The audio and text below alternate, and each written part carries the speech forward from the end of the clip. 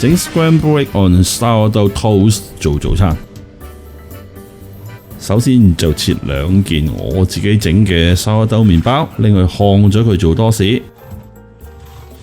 Scrambled egg 就係炒蛋啦，sourdough就係酸種麵包。啲剁菜都冇就唔多健康，會俾人鬧嘅，咁所以係咁意都要整翻個 green salad 啦。落少少鹽同埋黑胡椒，都係一般嘅生菜做沙律嘅生菜啫。擠少少檸檬汁，我就揾手咁樣隔住佢，隔起啲核嘅。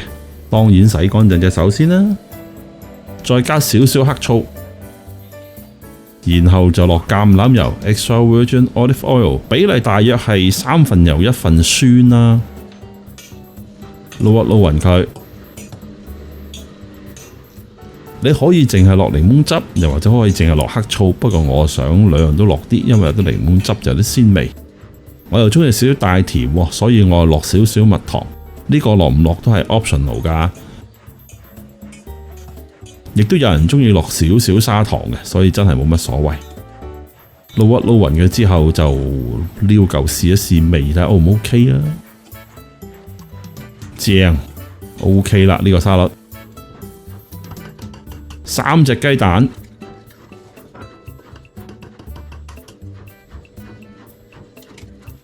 整一個香滑好味嘅 scrambled egg 炒蛋嘅秘訣呢，就係牛奶。呢盒牛奶係225ml 嘅，大約落一半度啦。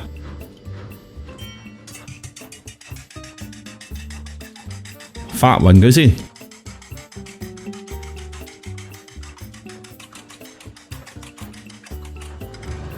然後呢，就燒熱一隻鑊，落啲油。嗱，我特登就唔用呢一個平底嘅易潔鑊去整嘅，我用一隻咧係呢個叫 carbon steel 即係熟鐵鑊去整嘅。咁所以咧，其實用咩鑊冇乜所謂嘅。落少少牛油，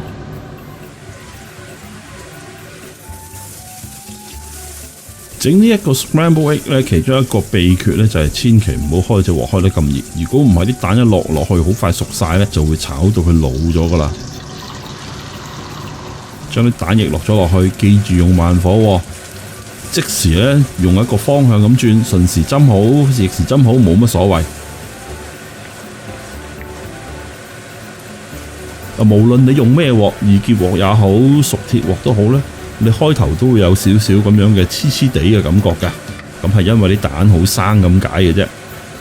當你煮下佢咧，就會開始唔黐底㗎啦。就算你用個易潔鑊，其實一樣會有類似嘅情況嘅。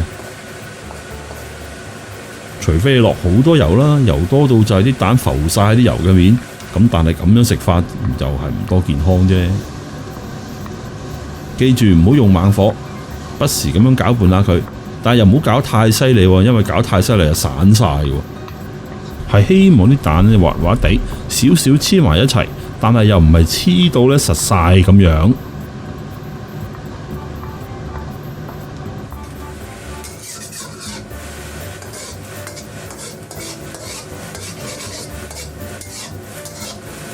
隨住慢火咁慢慢煮嘅時候呢，你就會發覺越嚟越唔黐嘅隻鑊噶啦。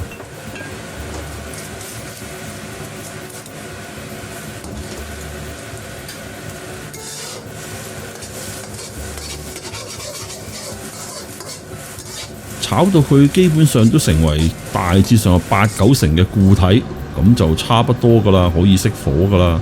煮得太老又唔係咁好噶啦。咁跟住就將啲蛋鋪喺啲多士嘅面啦。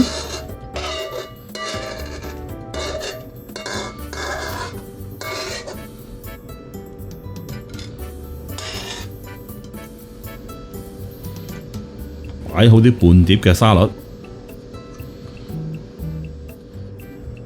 嗱，呢個 optional 嘅，我會落少少呢個 Parmesan cheese， 即係嗰啲意大利嘅硬芝士。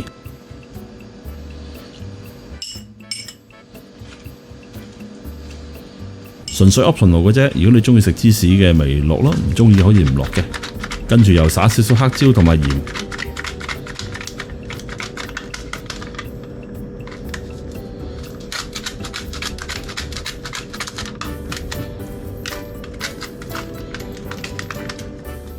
然後再喺上面撒少少 parsley 芫茜，